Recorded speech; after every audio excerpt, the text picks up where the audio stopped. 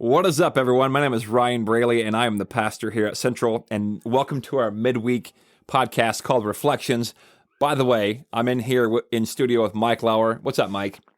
Hot one out there today. It is hot. Just outside our room, there's like 30 infants. Somehow we came into Mike's office, which is also our studio, and there are like a bunch of our little lambs, students, infants, crumb snatchers outside the door.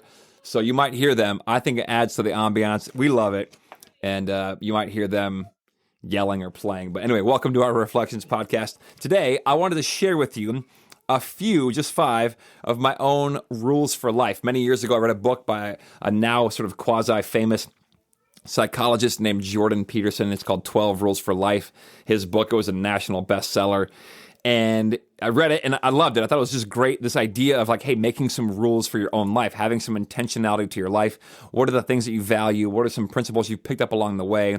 And to try to live your life by them and govern your life by them. And so a friend of mine and I, years ago, began kind of drafting our own. I'm not going to turn it into a book at all, but I did mention it in a sermon a couple of weeks ago, and a number of folks commented on it and wanted to get together later and talk about some of my rules for life and even share their own. And I love it. So I'm going to share with you 5 of mine. They're like half-baked, so forgive me and bear with me, give me grace. But I hope you enjoy them. Maybe they can spur you on to write some of your own. Or if you have some of your own, give me a holler. I'd love to hear them. But here they are. Here are 5 of mine. I have like 15 of them, and here are 5 of mine. Are you ready, Mike? I'm ready. All right, rule number 1. It's actually rule number 2 in my rules for life, but this is it. Rule number 1 for today. If somebody asks you to dance, dance. I was a DJ for weddings for a number of years when I first moved to Minnesota back in like the late 2000s, and I loved it. I'd go to all these cool venues around town in Minneapolis and St. Paul, and I would see the craziest stuff, as you can probably imagine. So one night, I'm at this swanky venue downtown Minneapolis, and there's this guy just hanging out by the DJ table, kind of playing the wall. He's a bit of a wallflower, and this young lady comes over and asks him to dance. And I was like, yes, do it. Go dance. You guys need to get out there and do your thing. But he told her no, and I was crushed. I'm like, what are you doing? And he was too embarrassed, said he didn't know how to dance, and my response was, dude, nobody knows how to dance, but get out there and dance anyway. And that night, he never did it, and I was brokenhearted for him. And so I immediately, in that moment, like, hey, one of my rules for life is if somebody asks you to dance, you get out there and dance. As I've told you before, in the book of Ecclesiastes, the author of that book says that life is vapor. It's here and then gone. It's this mist of vapor, like it's sort of, it's only momentary, and it's this precious, precious gift. And so everything we do, show up and get out there and dance. So rule number 1, if somebody asks you to dance, get out there and dance.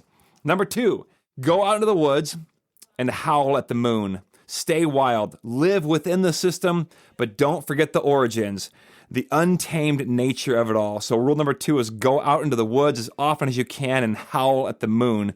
We were in Israel earlier this year, and we were in the Jordan River, and we went to this on purpose. We went to this untamed, wild part of the Jordan River, not the part where everyone's buying their $5 white robe to get rebaptized, where there's tons of people. We went to a part where there's nobody down there, and it was this overgrown, wild part of the Jordan. And we just thought and talked about the story of how crazy it is that John the Baptist, who's the son of a priest, a man who was sort of raised in the tradition, in the box, in the container. And here he is, he leaves the system, goes out into the wild, into the wilderness, and he's out there dunking people underwater. It's unbelievable. And guess who shows up? Everybody, a whole bunch of people show up. And actually Jesus then, of course, shows up. And it begins this movement that you and I are a part of, the Christian movement. And so our whole movement begins with this wild-eyed prophet out there dunking people underwater. And I love it. And for me, I've always had I had an easy time understanding Jesus and his humanity and his love for us and the intimacy of that whole picture. I love that. But one of the things I've been overwhelmed with lately is sort of the untamed wildness of God, the unknowableness of God. And so rule number 2 is to remember that. Go out into the woods, howl at the moon, stay wild, live within the system, but don't forget the origins of it all. All right, number 3. I love this one. It's speak life to young people, even when they're behaving like fools. Speak life to them. Be an old wizard to them. When I was younger, in my early 20s, I had two men that I worked for. Their names were Barry and Peter. And they would often, even though I was a complete knucklehead and I was like very raw, fresh out of the wrapper, didn't know what I was doing half the time, they would pull me aside often and just speak life to me and call things out of me and say, hey, Ryan, here's what we see in you. And the words they gave me were like little seeds that just took root. And it was almost also like someone throwing cold water on my face, like just waking me up. And I loved it. And I'll never forget one time I was teaching at Bethel. I was at Bethel University teaching a theology class.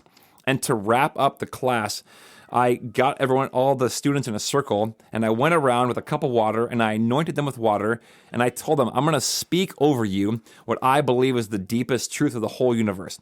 And I just went around and called them by name, looked them in the eye, marked them with the cross of Christ on their forehead, and told them, Mike, you are the beloved Son of God. And after it was over, this young man, must have been 19, 20 years old, came to me, was just crying, like bawling, had tears down his eyes. And he was like, no one's ever said anything like that to me in my whole life. And I was struck by that. So my call to you and to me today is to speak life to young people. It's easy to bag on them or to criticize or condemn or complain about them. But I would say go in the opposite direction and speak life over them, even when they're acting like fools. Rule number 4. Stop caring about things that just don't matter. I've realized there are so many things in my life that I give my attention to and expend energy on that just do not matter. Social media is a great example. On social media, we have all kinds of people giving their deeply impassioned opinions and thoughts and ideas about things that have nothing to do with us. And I'm like, one day I was on there reading through these things and I thought, why do I even care? And why am I spending time reading about all these opinions that other people have, whom I don't know, talking about things that have nothing to do with and aren't even in my area? And there are many things in our lives that we give our attention to that really just don't matter. So what are the things in your life that seem to occupy your mind space or your day or even your energy that just really at the end of the day or in the grand scheme of life just don't matter? Let those things go. Okay, that's it for today. Those are my five of my rules for life. I'd love to hear your thoughts and any rules that you might have for your own life. And I'll talk to you soon. Peace.